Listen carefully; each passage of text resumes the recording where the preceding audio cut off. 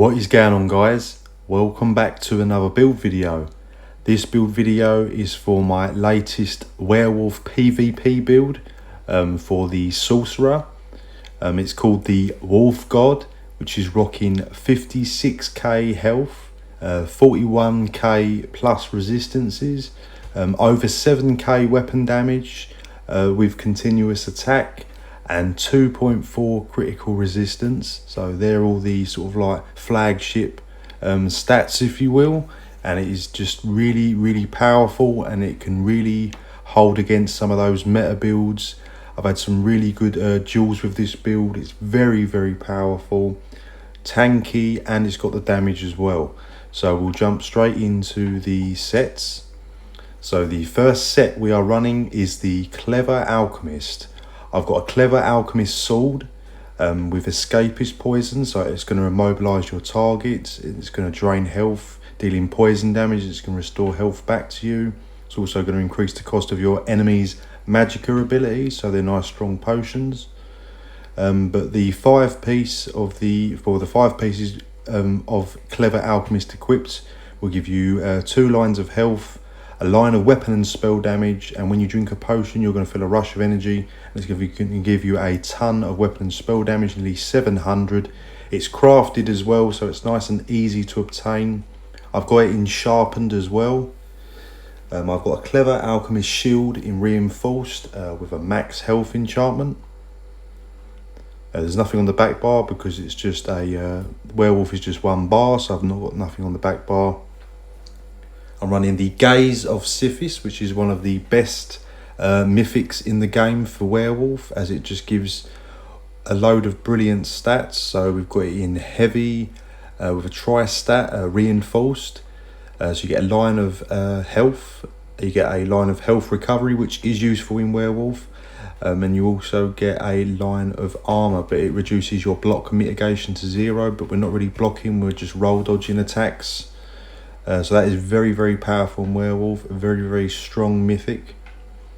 We'll be running a Crash of the Trainee just for a line of health. This is reinforced with tri-stat, heavy on the chest. The shoulders are a light Clever Alchemist epaulets, impenetrable with max health.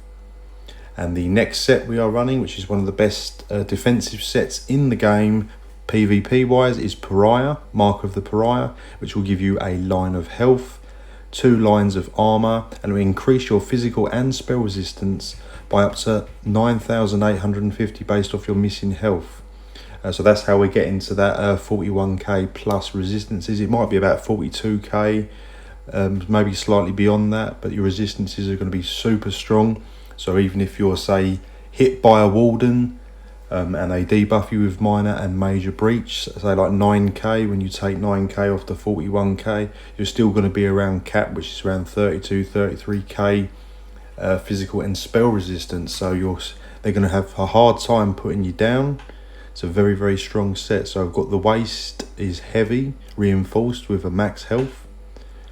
The hands are Clever Alchemist braces in medium, impenetrable. The legs are heavy of the Pariah with a tri-stat, well fitted. And we've got a medium Clever Alchemist boots, impenetrable with a max health enchantment. The jewellery is 3 Pariah, which is the neck and 2 rings, all healthy with all weapon damage enchantments to boost that damage, because obviously we're essentially running a defensive set and a set that only procs off, and will give you a lot of weapon damage and health as well. So but you might be wondering whether recoveries are coming into play, but I'll explain all that in detail as well. So these are your stats completely flat. As you can see, the health recovery is fairly good as well, so you're going to constantly be getting health back during fights, which is really good. It's quite a unique thing, health recovery, even though it's not particularly strong, but it's just a nice thing just to have some health return, as everyone's running vampire if they're not a werewolf. So obviously you're going to be getting that health recovery and they're not. You can see the resistance is already at 31 just before you're even in werewolf form. The health is at 51.5, but when you go into werewolf, I'll show you. We'll just jump into Werewolf. And as you can see, the health goes over 56k health. The Magicka and Stamina. So you've got Magicka's just over 23k, Stamina's just over 26k. I said the weapon and spell damage will go over 7,500 or around that mark with continuous, but normally around 7k. Spell criticals around 25%, that's pretty good. The penetration's at 6, but with the major breach you're going to be just a little over 12k penetration, which is pretty reasonable. You can see the resistances are already at 34k, and that's before the prior even activates. The lower your health goes, that's going to rack all the way up into the 40s. You've also got a fair amount of critical resistance as well. If we pop a potion, you can see that the Magicka and Stamina recovery is not particularly high. It's only around 1,000, but I'll explain in detail how to actually play this build, and it is absolutely fine. I've had some long duels with a couple of good players in the Imperial City, and it does hold, so there's no problem with the recoveries as long as you're playing it correctly. We've got 64 points into health. Running Bewitched Sugar Skulls for all the max health, Stamina and Magicka, and also more health recovery. We're running the Lover Mundus just for some penetration. So we're going to go into the skills. So we're running a Brutal Pounce. That's going to stack your weapon damage and do bleed damage. We've got the Hickreen's Rage, which is just your sort of like burst heal. It's also going to grant you Major Berserk and return stamina if you're at full health. It's also going to give you the Major Brutality and Sorcery. You've got Deafening Roar to set them off balance and get your Major Breach and Minor Maim against your enemies. It's also going to give you Major Savagery and Prophecy, increasing your weapon and spell critical rating. Howl of Agony is sort of like your spammable to attack them with. It's going to do 25% more damage if they're feared or facing them, so the roar will fear them, and then you can start spamming that. And then the Claws of Anguish was the final skill. Let me just get back into Werewolf.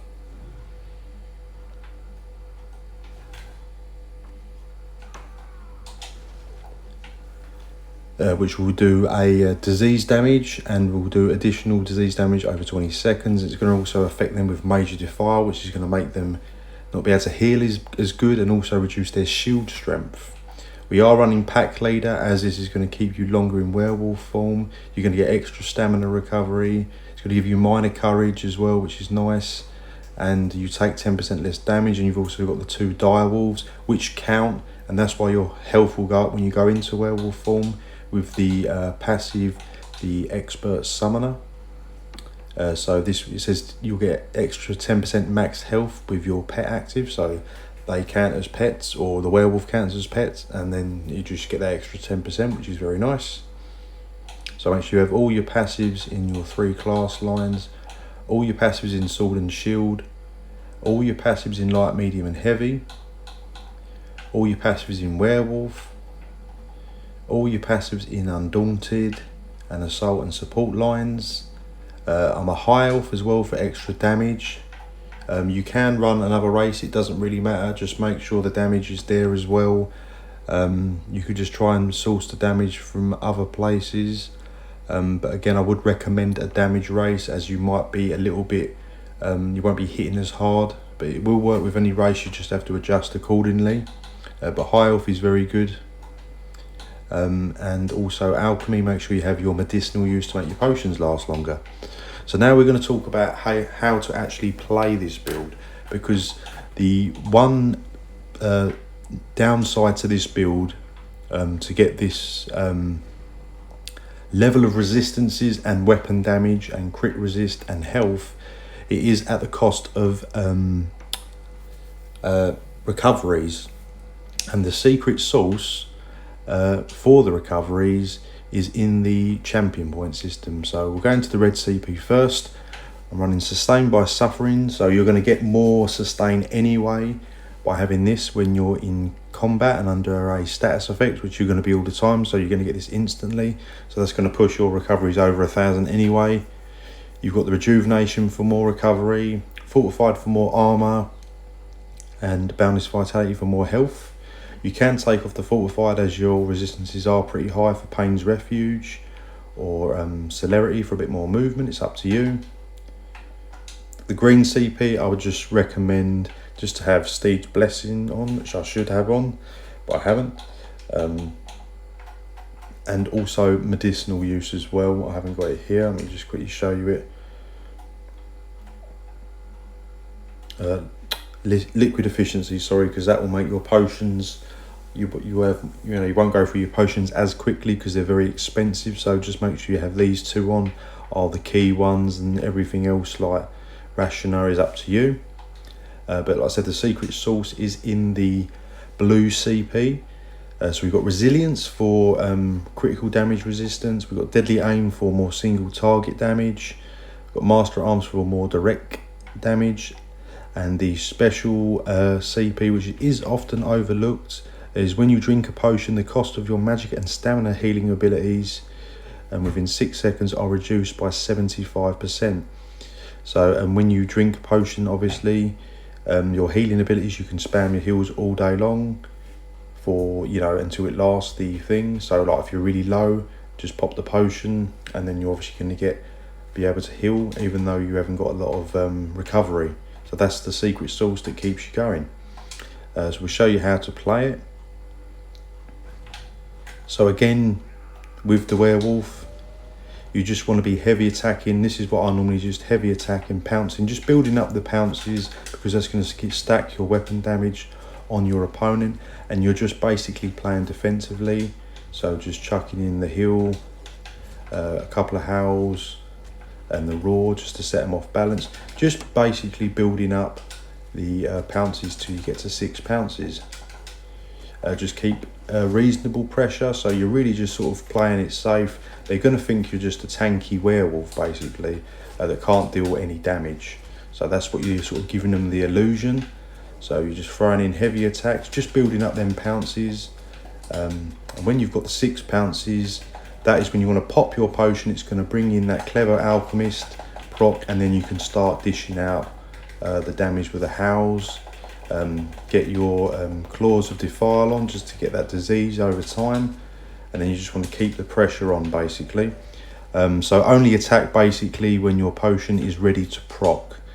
Just keep heavy attacking basically. You can throw light attacks in, but generally you want to keep the heavy attacks going just to keep your sustain going. So that's what you want to be doing. If you are under pressure and you're not sort of on the offensive, you're more on the defensive, so there's a couple of people on you, again, like I said, you can just spam your heals and just back up a little bit, just fear them just to get away from them. And when your potion is ready, obviously then you can spam your heals all day long, and it's barely going to use any magicka, as you can see. So like I'm pressing it like mad. So you're going to get 6 seconds of spamming heals like crazy, and they're going to wonder how you are getting that sort of spammables. They're going to think you're running high recovery, but you're actually running very low recovery, which is really, really interesting. So, and like I said, you've got 56k health. You're going to be very difficult to put down, as it's going to be very draining on the enemies to try and get your health down low. But like I said, that is the time to strike, is when your potion is ready, because it's going to proc the clever alchemist. So that's how to play the build. It's very, very fun.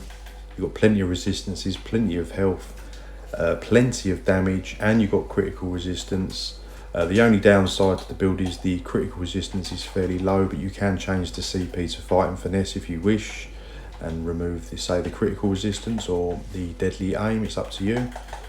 But yeah, just only go on the offense when your potion is ready. Yeah, and that's pretty much the build, guys. So really, really fun to play. It feels very, very powerful, this werewolf. It can really definitely contend with some of them meta builds. Werewolf is definitely underrated if it is put together correctly, but you definitely do need that blue CP foresight to keep you going. If you don't have that going, then you're going to find that you're probably going to run low on magicka, and you're going to get burnt out and put down. So the foresight, whilst pressing that is with the time to do your panic heal, or even go on your offensive as well with the Clever Alchemist proc. So when you use the potion, you're going to use the Clever Alchemist will proc, and the Foresight blue CP will also proc as well to keep you going. Right, so yeah, that's the end of the build section. Stay tuned for the clips of the build in action. Drop this video a like if you enjoy the build. Subscribe to my channel if you haven't already, and any comments, just drop them in the comments section below, and I will see you in the next video.